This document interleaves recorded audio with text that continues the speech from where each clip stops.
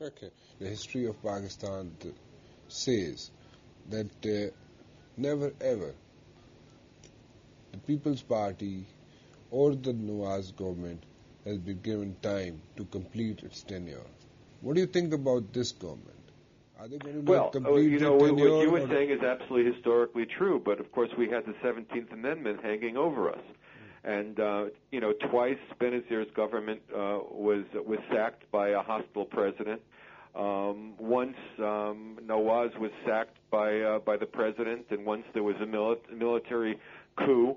But this is a very different situation now. With the 18th Amendment passed, the president cannot sack a government. Not that Asif Zardari would sack a PPP government anyway. We'll see. We're dealing with a parliamentary democracy now, just like the British model. And I would think that this government would have 5 years, or as close to 5 years, until there are free and fair elections called. I think we've passed a real milestone this week with the passage of the 18th Amendment.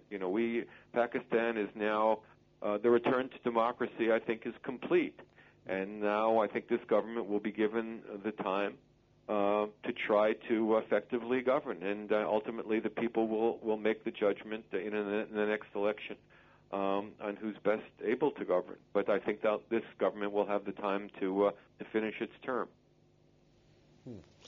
Did Zardari seek your advice regarding 17th Amendment?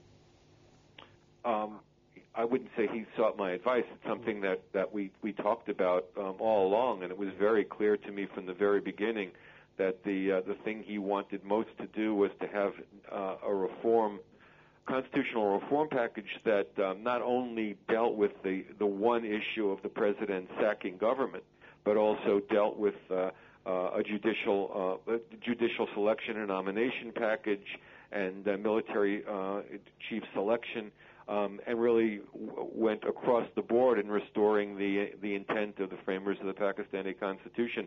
So we've been talking about that for years. I mean, the battle cry of the Pakistan People's Party, even in 1988 in the election, was restore the 73 Constitution. So this is something. This week is something very special to anyone who cares about democracy in Pakistan. This is the year that talk became action. How frequently you guys talk to each other? How frequently the president and I talk to each other? Yeah. Well, whenever he wants to talk to me. I would say that we speak several times a month. I wouldn't say we speak every week, but we speak a couple of times a month, that's for sure. Sometimes more than that. So this interaction is like more than Benazir Bhutto, right? More? More than Benazir Bhutto. No, I mean, when I would speak to Benazir often as well. And when she was prime minister, often? I would speak to her. I would speak to her every month, I would think, and visit frequently. But Benazir used to email you almost every day, right? Well, not when she was prime minister. When she was in the middle of a campaign, yes, that's the case, and certainly when we were working on a book together, that was the case. But when she was prime minister, it was not like that. It was not like that. No. So you have comfortable relations with Asif Zardari, right? Yes, both on a professional and a personal level.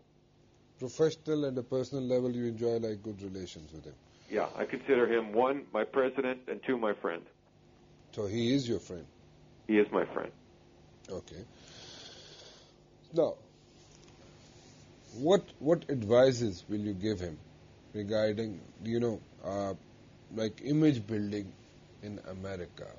Does he need any image building in the corridors of power in America? Well, I obviously would not speak publicly about any advice I would give to the president. I mean, that's a private relationship. A professional relationship, but I would think that the fact that he signed this week the restoration of the 73 Constitution was a very major achievement, seen here as a very major achievement for this government and for his personal image. And I don't know when he'll be back in this country. He generally comes to the United States in September for the General Assembly sessions, and I don't know if he'll be here before. But I think whenever he comes back to the United States, I think he'll be received as a friend and as a strong leader. Okay.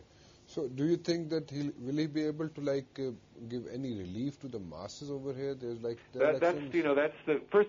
I think that's the proof is always in the pudding. And I think it's important that the government be given the full 5 years of its tenure to prove that it can deliver services to the people and improve the quality of their life of the people of Pakistan. I mean, that's what the people want. That's not. They want to see their kids, like every parent on earth. Parents want to see their kids educated. They want to see their kids having a better life than that has they not have. happened. That has not happened in the past. I know it's not happened in the past, and I think and I hope that there is going to be a real transformation. And I would think that as we move forward in the energy sector, in the education and health sectors, and in agriculture, I think we can start seeing some dramatic changes. But I know it's been very rough for Pakistan for a very, very long time, and it's now time to